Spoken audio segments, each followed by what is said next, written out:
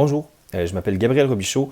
Alors pour mes coups de cœur du confinement, je vous amène un peu partout au pays avec les éditions du Blé, Le Soleil du lac qui se couche de J.R. Léveillé. C'est un roman bouleversant, c'est un roman, j'aime dire un roman bébite, quelque chose qui ne ressemble à rien, mais en même temps avec toute une tendresse et un regard et une espèce de mysticité qui est vraiment formidable à lire.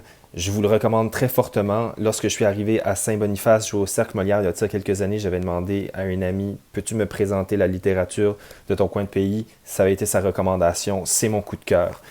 Pour les jeunes, La butte à pétard de Diane Carmen Légère, publié chez Bouton d'Or Acadie. Mon enseignante Annie Garçonneau me l'avait lu lorsque j'étais en septième année.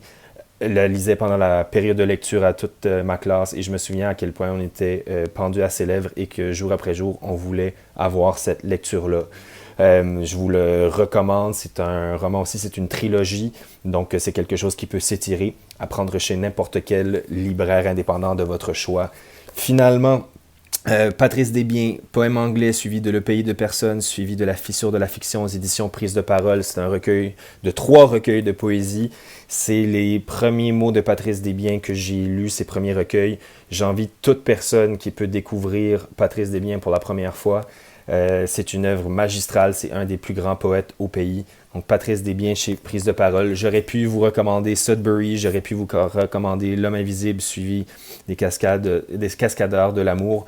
Ceci dit, c'est les poèmes anglais que je vous recommande. J'aurais pu même dire aussi Un pépin de pomme sur un poêle à bois. Et finalement, confession, je suis en train de lire chez Perce-Neige Infini de Jean Babineau.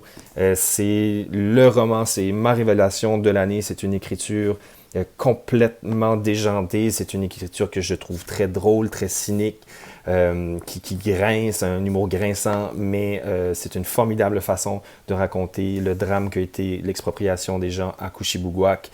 Je suis toujours en train de lire, vous voyez mon signet, je vais le poursuivre, mais je vous la recommande fortement à tous.